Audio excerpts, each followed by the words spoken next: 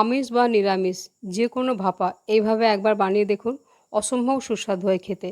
যারা ভাপা খেতে ভালোবাসেন না তারাও দেখবেন এই ভাপাটা পেলে এক থালা গরম ভাত এইভাবেই চেটে চেটে খেয়ে নেবে, এতটা টেস্টি হয়। নমস্কার, পুতুল ভান্ডারি কিচেনে সবাইকে স্বাগত।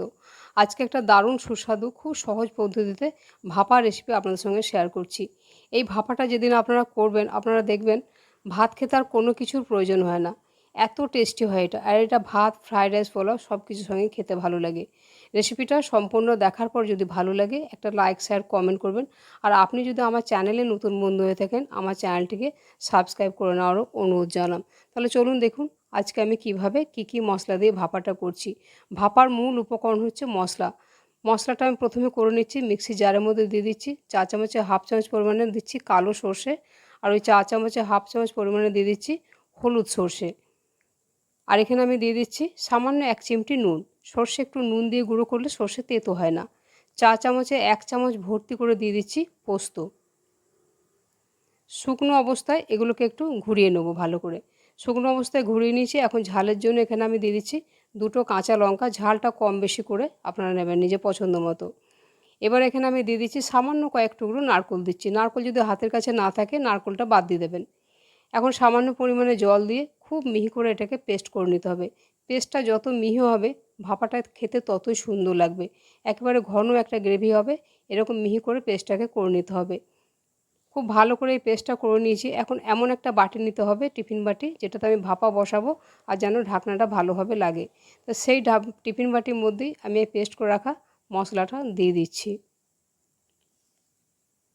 এখন এতে কিছু উপকরণ মেশাবো। মিক্সির জারটা দিয়ে খুব সামান্য একটু জল দিচ্ছি, খুব বেশি জল দেওয়ার এতে প্রয়োজন নেই।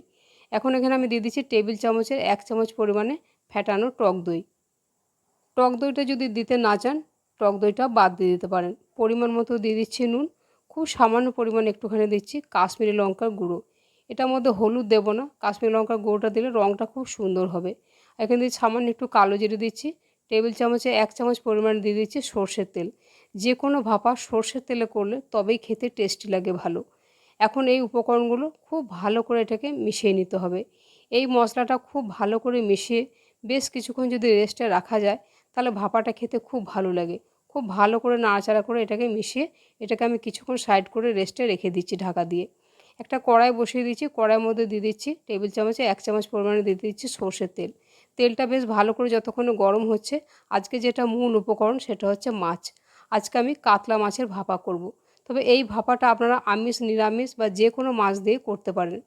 তো এখানে 4 পিস আমার কাতলা মাছ আছে। 4 পিস মাছের আমি ভাপাটা করব না।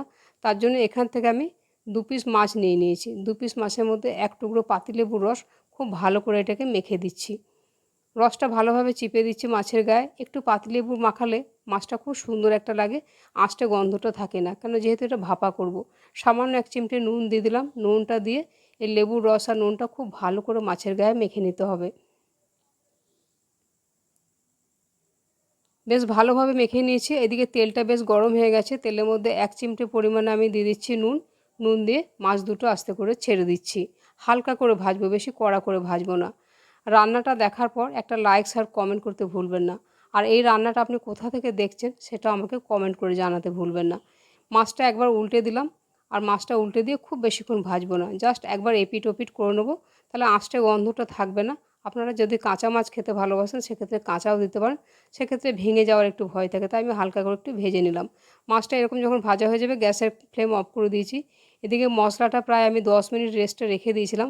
আবার একবার চামচ দিয়ে ভালোভাবে মশলাটাকে নাড়াচাড়া করে নেবো। এভাবে মশলাটা অবশ্যই কিছুক্ষণ রেডি করে রেখে দেবেন কিছুক্ষণ আগেই। মশলাটা ভালোভাবে মিশিয়ে নিয়েছি। এখন যে মাছটা আমি ভেজে নিয়েছিলাম, ভাজা মাছটা এই মশলার মধ্যে দিয়ে দিচ্ছি। যে কোনো মাছ দিয়ে এইভাবে করে দেখবেন বা নিরামিষও কিছু দিয়ে করে দেখতে পাবেন। এই ভাপাটা খেতে অসম্ভব টেস্টি লাগে। মাছ ভাজা তেলটা উপর থেকে দিয়ে দিলাম। আমার চ্যানেলে অনেক রকম আমিষ নিরামিষ ভাপা রেসিপি দেওয়া আছে, আপনারা চাইলে সেই সমস্ত ভাপা রেসিপিগুলো একবার দেখতে পারেন। বেশ ভালোভাবে মশলাটা মাছের গায়ের মধ্যে একটুখানি লাগিয়ে দিলাম। এখন এখানে আমি ওপর থেকে দিয়ে দেবো ওই 2টো চেরা কাঁচা লঙ্কা দিয়ে দিচ্ছি। ওপর থেকে একটু কাঁচা লঙ্কা দিলে এই কাঁচা লঙ্কার গন্ধটা ভাপার মধ্যে খেতে খুব ভালো লাগে। এখন টিফিন বাটির ঢাকনা বেশ ভালো করে বন্ধ করে দিচ্ছি। এদিকে আমি ওভেনে কড়াইয়ে বসিয়ে দিয়েছি, সামান্য জল দিয়ে দিয়েছি। জলের মধ্যে একটা স্ট্যান্ড দিয়ে দিলাম। জলটা গরম হয়ে গেছে। এখন বাটিটা স্ট্যান্ডের উপরে বসিয়ে দিলাম। এখন মাঝারি আঁচে এটাকে ঢাকা দিয়ে 5 থেকে 6 মিনিটের জন্য কম আঁচে এটাকে আমি হতে দেবো। এখন ঢাকা দিয়ে দিলাম, 5-6 মিনিট পরে আমি দেখাবো। প্রায় 6 মিনিট আমি এভাবে রেখে দিয়েছিলাম। 6 মিনিট পর আমি ঢাকাটা খুলে দিচ্ছি। মাছ এমনিতেই খুব নরম। ঢাকাটা খুলে দিয়ে গ্যাসের ফ্লেম আমি বন্ধ করে দিলাম। তারপর একটুখানি ঠান্ডা করে এটাকে নামিয়ে খুলে আমি দেখাচ্ছি এটা দেখতে কীরকম হয়েছে। বাটিটা আমি নামিয়ে নিয়েছি, এখনও একটু একটু গরম আছে, আমি তাও খোলার চেষ্টা করছি। বাটিটা আমি খুলে দিয়েছি, দেখুন দেখতে কত সুন্দর হয়েছে। এইভাবে সামান্য একটু উপকরণ দিয়ে এই যে কোনো মাছের ভাপা একবার করে খেয়ে দেখবেন, আশা করছি ভালো লাগবে। রান্নাটা একেবারে খাওয়ার জন্য তৈরি হয়ে গেছে। রেসিপিটা কেমন লাগলো কমেন্ট করে জানাবেন। চ্যানেলটিকে সাবস্ক্রাইব করারও অনুরোধ জানালাম। আবার দেখা হবে অন্য কোনো রেসিপিতে। সবাই ভালো থাকবেন। নমস্কার।